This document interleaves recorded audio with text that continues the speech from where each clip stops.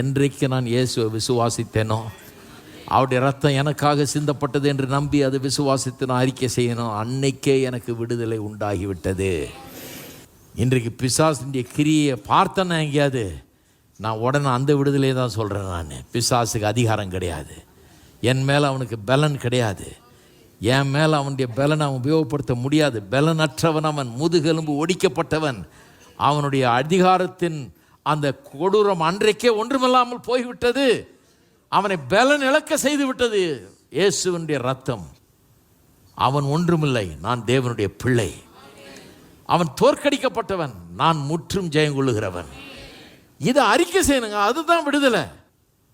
கிறிஸ்தவங்க என்ன பண்ணுறாங்க, ஒவ்வொரு வாரமும் ஒரு விடுதலை கூட்டத்துக்கு போயிட்டு வந்துட்டு இருக்கிறாங்க பிஸியாக. இன்றைக்கி இங்கே விடுதலை கூட்டமா, நாளைக்கு அங்கே விடுதலை கூட்டமா. இத்தனை விடுதலை கூட்டத்துக்கும் போய் எனக்கு தெரிஞ்சு சிலருக்கெல்லாம் 35 வருஷமாக விடுதலையே கிடைக்கல. விடுதலையே கிடைக்கல. ஏன்னு சொன்னால் அது விடுதலை தேடிட்டு இருக்கிறாங்க, ஆனால் கொஞ்சம் கூட கவனிக்கிறது இல்லை, என்ன சொல்கிறோன்றதை கவனிக்கிறது இல்லை. வேத வசனம் சொல்லுகிறது, அவர்கள் அன்றைக்கு விடுதலை ஆனார்கள். 430 வருஷம் அடிமைத்தனத்திலிருந்து விடுதலை ஆனார்கள். யாருமே கொடுக்க முடியாத விடுதலை அன்றைக்கு கிடைச்சது. பார்வோன் பிசாசு கொப்பானவன். நம்முடைய இயேசுவின் ரத்தம் வெறும் பார்வோனின் பிடியிலிருந்து நம்ம விடுதலை ஆக்கல, அவனை விட பெரிய வல்லவனாக இருந்த பிசாசனுடைய கரத்திலிருந்தே நம்ம விடுதலை ஆக்கி இருக்கிறது, நம்மை விடுவித்து இருக்கிறது. அந்த விடுதலையை தினந்தோறும் கூற வேண்டும். அப்போ நான் இயேசுவின் ரத்தம் ஜெயம்னு சொல்லும்போது எந்த ஜெயத்தை சொல்கிறேன்? அந்த விடுதலையை சொல்கிறேன். பிசாசின் வல்லமையிலிருந்து எனக்கு விடுதலை, அவனுடைய ஆளுகையிலிருந்து விடுதலை, அவனுடைய அதிகாரத்திலிருந்து விடுதலை, அவனுடைய நசுக்குதல் ஒடுக்குதலிருந்து விடுதலை. அவன் என்னை பயமுறுத்த முடியாது, என்னை நசுக்க முடியாது, என்னை ஓட வைக்க முடியாது.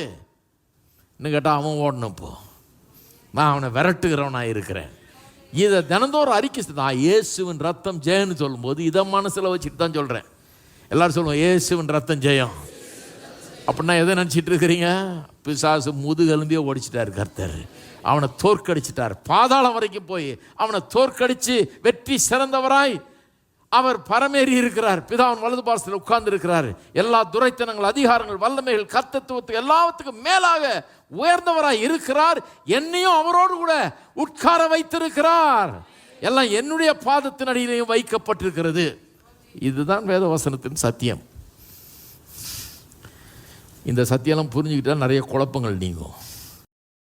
இவ்வளோ பெரிய ஒரு ட்ரெஷர் மாதிரி சத்தியத்தை வச்சுக்கிட்டு ஒன்றுமே இல்லாதவர்கள் மாதிரி அங்கேயும் இங்கேயும் ஓடிட்டு இருக்கிறாங்க ஜனங்க. எனக்கு விடுதலை உண்டாகாதா, எனக்கு அவர் விடுதலை பெற்று தர முடியாதா, இவர் விடுதலை தர முடியாதா அப்படின்னு.